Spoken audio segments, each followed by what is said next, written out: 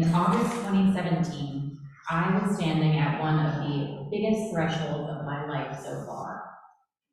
I had left my job, got engaged, moved to a new state, and moved in with my brand new fiance. I had also just recently come back to church after a huge crisis of faith, having left the Catholicism I was raised with in the dust, or so I thought.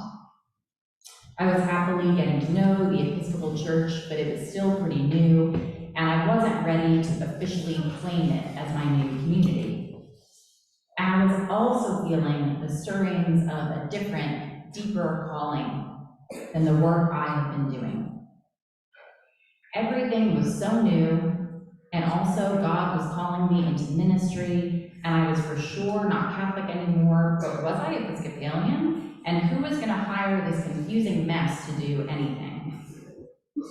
But our rent needed to be paid, and I was trying to keep an open mind when I read the posting for a campus minister job at a Catholic college, where I swore I would never end up again. But the job description perfectly fit my life experience, and it was so focused on service and justice that I just wrote a cover letter. And less than 24 hours later, I parked our car in the driveway and read the email, inviting me to campus for an interview. And I was filled with rage. Rage. Instead of heading inside like a normal person and sharing the good news with my fiance, at 9 o'clock at night, I had to do a few laps around our neighborhood. I was so angry. I was furious that I had even applied. I was furious they had taken me seriously. I was furious that I might be called back into a Catholic orbit, despite all the work I thought I had done to leave it behind. Of course, I couldn't articulate most of that in the moment, and I finally stormed up the stairs to our apartment, where my gentle-mannered fiance was, of all things, folding my laundry. And I tearfully sputtered out, "Read this," while shoving my phone in his face. And he scanned the email, inviting me to interview for a job that I badly needed, and he looked back at me with the purest confusion I've ever seen on his face. "And this is good?" For all of my protests, I ended up accepting the job later that week, with a mixture of relief and sheer terror over what I had done. Because the storm inside me that kicked up that night never completely subsided in the 5 years I was in that role. There was this undeniable pull that I was being called into this ministry at this time, but also a sense that God was asking me to wrestle with my identity as a Christian, my relationship to the church of my childhood, and my life's vocation. And that is exactly what happened, and it ebbed and flowed, it raged and quieted, but the storm was there, and I had to wrestle with it. Jacob arrives at a threshold in his own life in our Hebrew Bible passage today, no stranger to wrestling with forces outside of himself and within. He had a tension-filled twin birth. He schemed to take his brother Esau's birthright. He tried for years to marry Rachel. And here in this major threshold of his life, the struggling, the wrestling is made explicit in that story. Jacob, most recently, is running away from his in-laws towards his estranged brother, whom he has good reason to fear will not welcome him. And then Jacob even leaves his whole family and household for this night, and he's totally alone with no protection or company.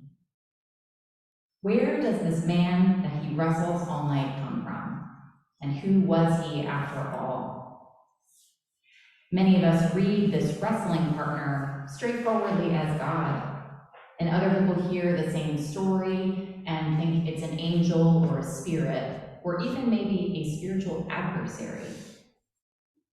We never learn the answer because he refuses to give Jacob his name. But Jacob demands a blessing anyway, which the man gives, and then he renames Jacob Israel. And with his new name, Jacob becomes more than just himself. He's bound to his people and consecrated to God in a new way. Jacob is physically marked by his encounter, and we have to imagine that he's spiritually changed as well. Jacob names the place to mark it as holy, and he limps back to his family and household towards what will end up being a peaceful reunion with his brother. And this all happens, this story suggests, because Jacob was willing to approach this threshold in his life and wrestle with the unknown and the mysterious and insist on the blessing within it. Do we do that? How often are we willing to enter the thresholds that our lives present, or maybe that God guides us into, and remain suspended there, wrestle with the unknown and the mysterious, and, with the help of time and prayer, name those experiences and keep searching for God's presence within them, even if they never settle into a place of black and white clarity. I will not let you go unless you bless me. As challenging as those years in my life were, the blessings of wrestling with a church and a culture where I no longer really fit in were many. Relationships with truly incredible young people. A surprisingly supportive relationship with my supervisor, a Catholic friar, and the opportunity to begin preaching. I was not the same person at the end of that. I was changed by my encounter. In that unexpected and often lonely place, I was blessed in finally understanding that I would always carry some of the faith I was raised with inside me, while also being able to formally let go of it, to cross the threshold, to receive a new calling and a shift in my identity. I wonder if we do not ask for or expect blessing more often because we fear being called beyond whatever we are in into a new threshold. We're afraid of being permanently changed or marked. We are afraid of confronting that mysterious place. Maybe you are in that kind of place right now. Maybe you can recall being in one all too well. Jacob's blessing required standing alone in the vulnerable darkness before the holy with expectation.